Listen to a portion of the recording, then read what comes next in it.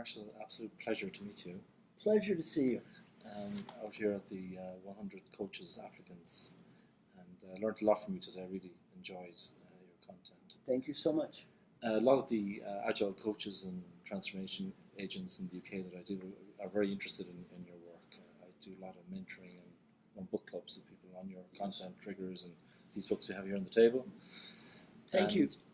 And the topics are usually agility transformation or digital transformation. How do we respond to the new world?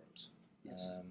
And the typical clients that we would have would be leaders, very senior leaders, or change agents, actually, people who are in there and they need more tools in their toolbox to deal with sustaining change.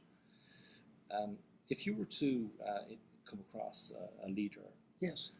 what one piece of advice would you give them on how they would deal with transformation in this new digital world? Let me give advice to the person who's doing the consulting to the leader. I think they're probably more qualified to do that. What I would suggest is, Peter Drucker taught me some wonderful lessons. Your mission is to make a positive difference, not to prove you're smart or right, was the first lesson.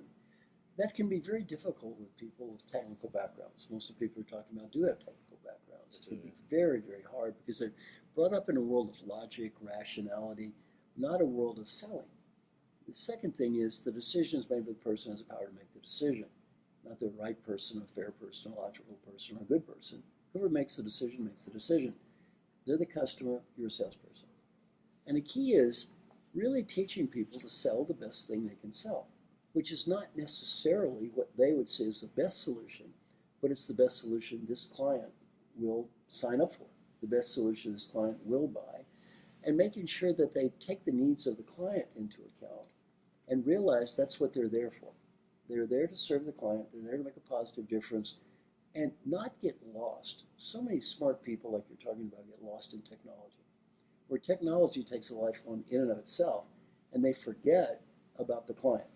The leader is the client, and the other thing is the client not only has to buy it, they have to get behind it. Because if the leaders don't get behind what the person's doing, it's not going to work, no matter how good the technology is. So I think a real important thing I would focus on is the importance of, number one, understanding who is your customer, the leader. Number two, understanding what the customer or leader needs.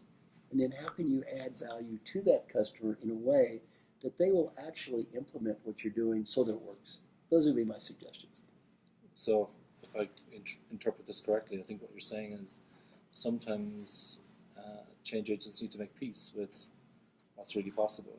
What they can change. What they can change at this point in time. Exactly, and what they're not going to change. And if you get lost into too much do it my way, you end up getting nothing if you're not careful.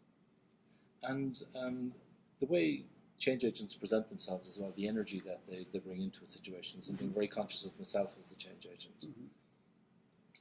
There are other change agents out there as well watching, and they'll be thinking, let's say it's me, I've got problems in my life or whatever it is, and maybe it's having a drag on my performance as a change agent. What would you say to people like that? Don't make excuses. Don't make excuses. To me, everybody's got problems. Yeah. Suck it up. Yeah. I use the example of a Broadway play. When I coach CEOs, I say, ever been to a Broadway play? And they say, oh, of course. Did you ever hear the actors say, my foot hurts? My aunt died last week, I have a headache? I don't think so. It's showtime.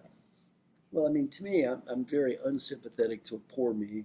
My aunt died last week. I have family problems. Everybody has family problems. Everybody's aunt died last week. You know, everybody's got a cold. So suck it up. Smile and... Suck it up. Yeah. Suck it up. Do your best every day. And realize that's being a professional. Thank you very much, Marshall. Thank you. It's a pleasure. Thank you so much. Thank you, sir.